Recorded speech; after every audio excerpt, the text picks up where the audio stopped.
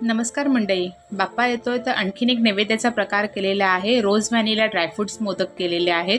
खूप सुंदर, सोपे, झटपट होणारे, अजिबात काहीही असं तामधाम नाहीये, काही शिजवायचं नाही, काही नाही, इन्स्टंट असे आपले मस्तपैकी रोज व्हॅनिला ड्रायफ्रूट मोदकची रेसिपी तुमच्याबरोबर शेअर केलेली आहे। व्हिडिओ आवडला, व्हिडिओला लाईक करा, रुईस किचन 22 सबस्क्राईब करा, आवडत्या व्यक्तींना तुमच्या व्हिडिओ शेअर करा, त्यांनाही सांगा ह्या बाप्पाला असे मोदक करून बघा।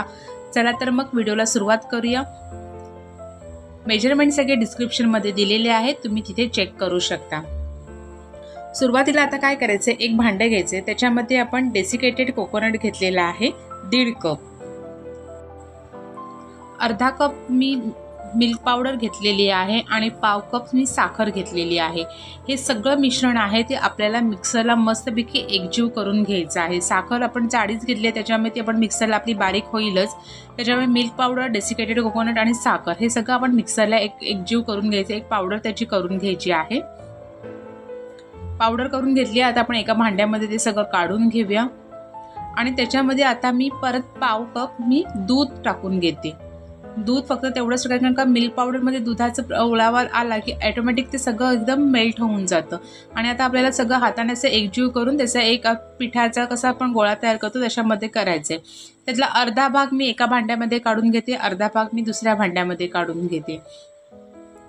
आता हे दोन्ही आपण वेगवेगळे म्हणजे समप्रमाणात आपण घेतलेलं आहे।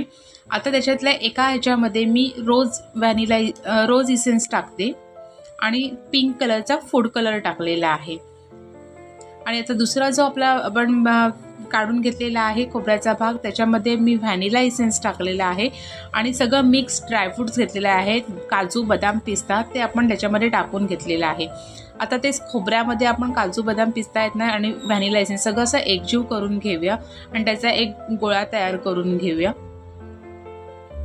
आता आपण फूड कलर टाकलेला होता तो पिंक कलर त्याच्यामध्ये व्यवस्थित असं मिक्स करून त्या सगळ्या खोबऱ्याला आपण तो पिंक कलर करून घेऊया।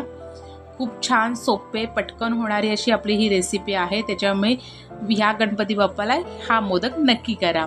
आता दोन्ही व्यवस्थित आपलं असं तयार झालेले आहेत। आता काय करायचे, आपण आता एक साचा घ्यायचा आहे मोदकसाठी। आता हे बघा, मी अशा पद्धतीने आता मोठा म्हणून केला, छोटा पाहिजे असेल तरी सुद्धा तुम्ही छोटे घेतले तरी सुद्धा चालेल।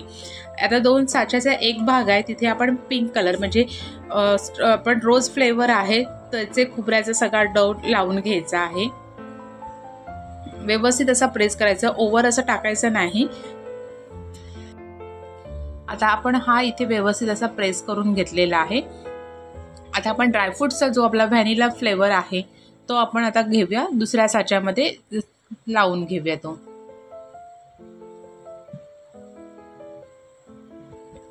हे बघा, अशा पद्धतीने व्यवस्थित असं तोही प्रेस करून घेऊया। अगदी लहान मुलं सुद्धा तुम्हाला मदत करतील, एवढे साधी सोपी आपली मस्तपैकी अशी ही रेसिपी आहे। त्यामुळे बनवायला लहान मुलांना पण घ्या, त्यांनाही मजा वाटली की आपण स्वतः आज ह्या वेळेला बाप्पाला मोदक बनवून दिलेले आहेत। हे बघा, अशा पद्धतीने आपण ते सगळे एकत्र करून घेतलेलं आहे। आता ते दोन्ही साचे आपण ते बंद करून घेऊया आणि परत एकदा असं खालच्या साईडने ते प्रेस करून घेऊया, म्हणजे कसे दोन्ही एकत्र एकमेकांना व्यवस्थित असे चिकटतील। हे बघा, असं आपण करून घेतलेलं आहे आणि आता आपण सुंदरपैकी छान असा आपला व्हॅनिला रोज ड्रायफ्रूट मोदक असा तयार करून घेतलेला आहे। अशा पद्धतीने आपल्याला बाकीचे मोदक सुद्धा बनवायचे आहेत। खूप सोपा, सुंदर, खायला खूप टेस्टी, दिसायलाही खूप सुंदर अशा मस्तपैकी आपला हा व्हॅनिला ड्रायफ्रूटचा मोदक आहे।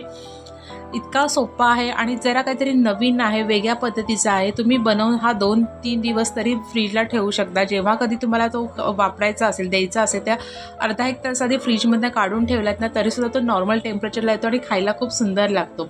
आणि अशा पद्धतीने आपले रोज व्हॅनिला ड्रायफ्रूट मोदक तयार झालेला आहे। व्हिडिओ आवडला तर व्हिडिओला लाईक करा, ह्या गणपती बाप्पाला असा नैवेद्य नक्की करा। चला तर परत एका नवीन व्हिडिओसोबत भेटूया, तोपर्यंत रुईस किचन 22 सबस्क्राईब करा। थँक्यू।